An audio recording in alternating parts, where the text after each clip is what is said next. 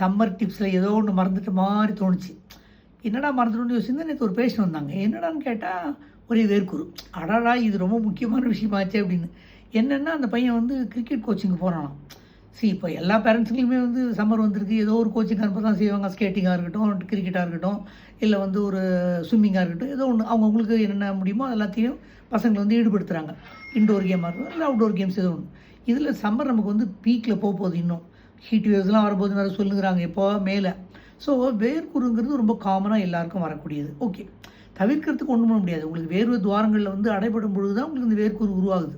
So நீங்கள் வந்து இதுக்கு கை வைத்தியம் இல்லை வீட்டு வைத்தியம்னு பார்த்தீங்கன்னா உங்களுக்கு நம்ம சந்தனம், இழைக்கிற சந்தனக்கட்டை இவன் சாதாரணமாக கிடைக்காது. நம்ம கடையில் விற்கிற பில்லை சந்தனம் போடுறதுல வந்து கொஞ்சம் கலப்படம், அந்த பியூர் சந்தனம் நீங்கள் எதிர்கொண்டு காதி கிராமோதி பவனு இல்லை அந்த ஆர்கானிக் ஷாப் அங்கெல்லாம் போனீங்கன்னா சின்னதாக இருக்கும் கட்டை, கொஞ்சம் காஸ்ட்லியாக இருக்கும். 250 ரூபா, 100 கிராமு, 50 கிராமு. ஆனால் ரொம்ப யூஸ்ஃபுல்லு. இழைச்சதை போட்டிங்கன்னு வச்சிங்களேன், கூலிங் எஃபெக்ட்டு, ஆன்டி அலர்ஜிக்கு, ஆன்டிபயோட்டிக் எல்லா எஃபெக்டும் சந்தனத்துக்கு உண்டு. ஒரிஜினல் சந்தனம். ரெண்டாவது உணவுகள், நிறைய வெள்ளரிக்காய், பச்சடிங்க, நிறைய தயிர், மோர், இளநீர் இதெல்லாம் எடுத்துக்கணும்.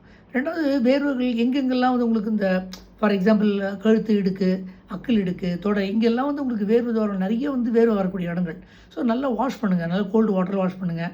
தண்ணி நமக்கு வந்து தாராளமாக கிடைக்கக்கூடிய இடமா இருந்தால் 2 தடவை குளிக்கலாம், ஒன்றும் பிரச்சனை இல்லை. நிறைய வாட்டர் குடிங்க. ப்ளெயின் வாட்டருக்கு பதிலாக நீங்கள் நான் ஏற்கனவே சொல்லியிருக்கேன் அதெல்லாம் உங்களுக்கு வாட்டர் மெலான் ஜூஸு, வேறு ஏதாவது மோர், இளநீர் இதில் ஏதாவது ஒன்று எடுத்துக்கோங்க. ஸோ சம்மர் ஓரளவு நம்ம பாதுகாக்கலாம். இந்த சம்மரில் சொன்ன இல்லையா, விளையாட்டு வந்தோடனே நல்லா வாஷ் பண்ணணும். எங்கெங்கெல்லாம் வேர்வை அதிகமாக வருதோ அங்கெல்லாம் வாஷ் பண்ணுங்கள், இல்லை குளிங்க அப்படின்னு. நம்ம பசங்க இருக்காங்க பாருங்கள், வந்தோடனே ஐயோ டாக்டர் சொல்லிட்டாரு உடனே என்னை போய் குளிப்பாட்டி இப்போமே நான் போய் ஷவரில் நிற்பேன் அப்படின்னு போய் நின்றுங்குவான். தயவுசெய்து அப்படிலாம் பண்ணிடாதீங்க.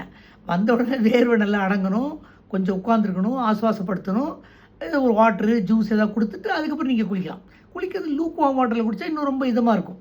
அப்படி இல்லை வேண்டாம்னா நல்லா கோல்டு வாட்டரில் குளிக்கிறதுனால ஒன்றும் கெடுதலை. ஆனால் விளையாட்டு வந்த உடனே குளிக்கக்கூடாது இமீடியட்டாக, அது நல்லா ஞாபகம் வச்சுக்கோங்க.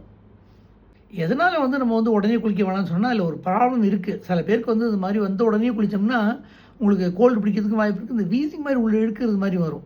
எதுக்கு தேவையில்லாமல் எக்ஸ்பெரிமெண்ட் இல்லையா? ஸோ ஒரு 15 நிமிஷம் நல்லா ரெஸ்ட் எடுத்துகிட்டு கொஞ்சம் ஆஸ்வாதப்படுத்தி வேர்வையெல்லாம் அடங்கினதுக்கப்புறம் நல்லா கொஞ்சம் வாட்டர்லாம் குடிச்சிட்டு உங்களுடைய நார்மல் இதுக்கு வந்ததுக்கப்புறம் நீங்கள் குளிச்சுக்கலாம். ஓகேங்களா?